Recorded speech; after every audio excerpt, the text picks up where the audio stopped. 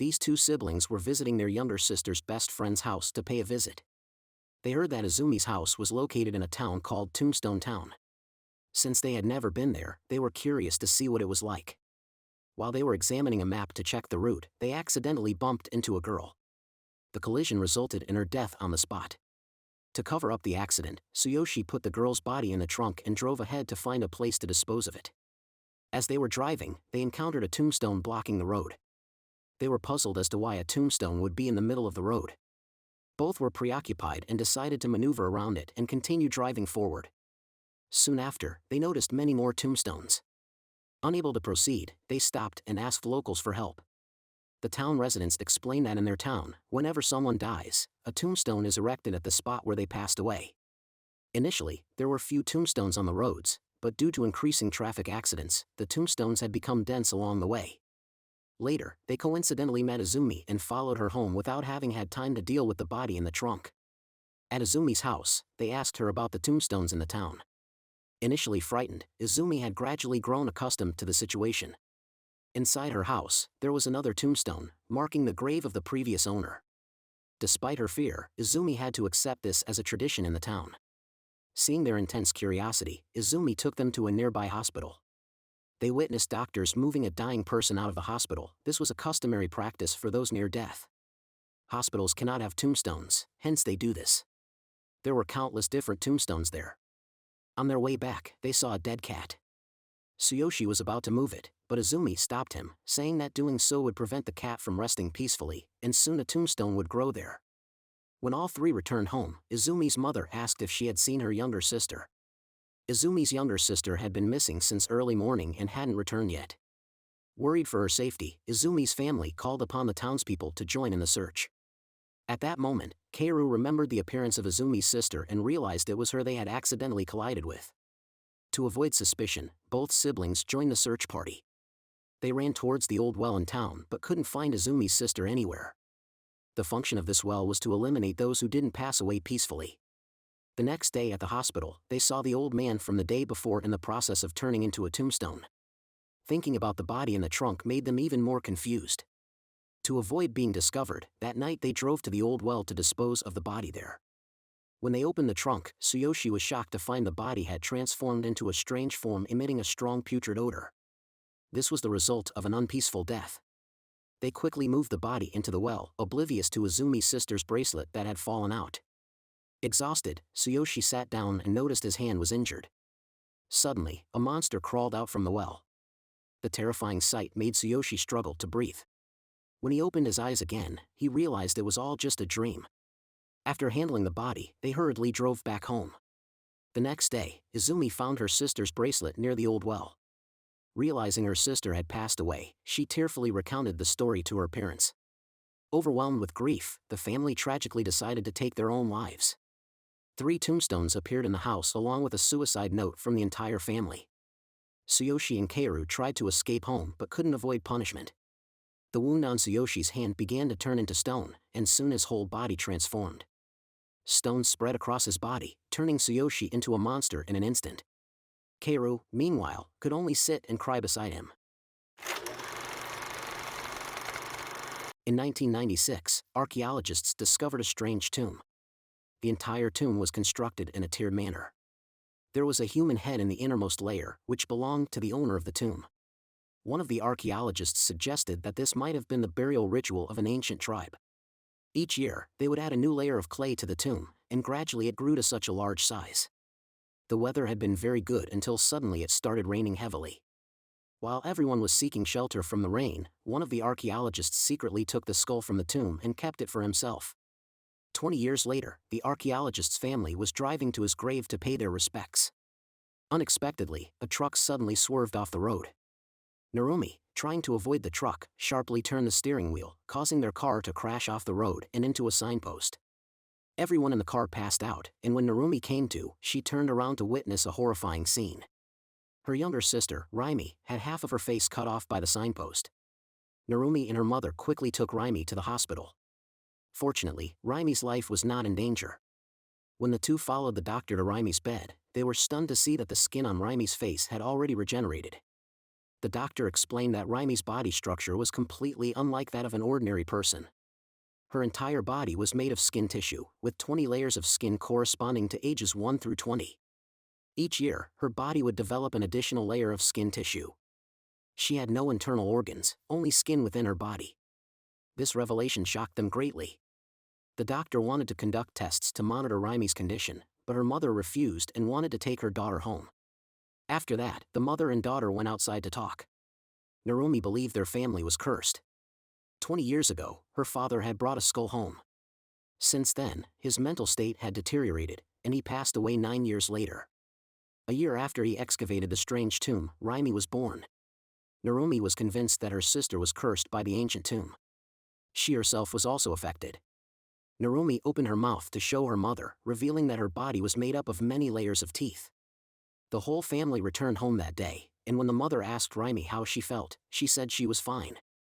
Narumi, still worried, wanted to find an exorcist, but her mother opposed the idea.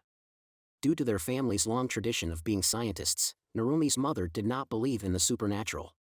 Actually, she had another purpose. At night, while Raimi was sleeping, her mother came to her side.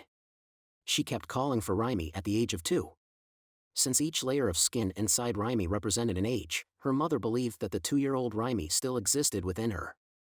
She had always longed to see the 2-year-old Raimi again. The mother shouted for a long time but received no response. As she was about to leave, a child's voice called out to her. Knowing that the 2-year-old Raimi was still inside the 20-year-old Raimi, she used her hands to tear off several layers of skin from Raimi's face. After some time, she saw the face of her daughter Raimi at the age of 2. She then began tearing the skin from the rest of Raimi's body and even asked Narumi to help her. In the end, they witnessed a horrifying sight. Only Raimi's head contained a face, while the rest of her body was completely hollow. This was not what the mother had wanted. By this time, Narumi's mother had gone completely insane. She believed that she was also cursed and wanted to peel the skin off her own face to revert to the age of 38, thinking that by doing so, she could give birth to Raimi once more. However, the result was not as she had hoped. After hearing the news of an ancient giant fish stranded on the beach, crowds of people rushed to see it. The fish had a massive body and a very strange head. Its head was covered in numerous swollen bumps that looked extremely disgusting. Researchers suggested that these bumps were caused by collisions due to the fish living in the deep sea. As the weather was hot, the fish began to emit a foul odor. A woman nearby couldn't withstand the heat from the sun and fainted. A kind man next to her took her to a cool place to avoid the heat. Both of them disliked the sea. They had come out of curiosity. 7 years ago, the woman's fiancé had drowned in a shipwreck, which was why she deeply hated the sea. Staff were examining the giant fish. One of them discovered a transparent layer of tissue on the fish's body. Upon closer inspection, they saw countless people inside. Thinking the fish's stomach contained many victims, they decided to cut it open to rescue the people inside. The fish had no scales and very soft skin, making it easy for them to cut it open. As soon as they did, the people inside were immediately ejected. These people seemed to still be alive and were saying something as their mouths moved. The strange thing was that the fish had not digested them, and even more remarkably, their bodies were completely intact. At that moment, the woman who had fainted noticed her fiancé, who had been missing for 7 years, among the crowd. The staff around speculated that this group of people were victims of a shipwreck. They had remained alive in the fish's belly for 7 years since their disappearance. Then, the people inside the fish started to behave strangely. They screamed and crawled toward the shore. The man watching them guessed that, having been trapped in the fish's stomach for so long, they had survived by absorbing the fish's nutrients like parasites. Shipwrecks frequently occurred at sea, resulting in countless innocent victims dying for such reasons. The story conveys the author's hopeful expectation that shipwreck victims might one day be rescued. Izumisawa was a member of the photography club.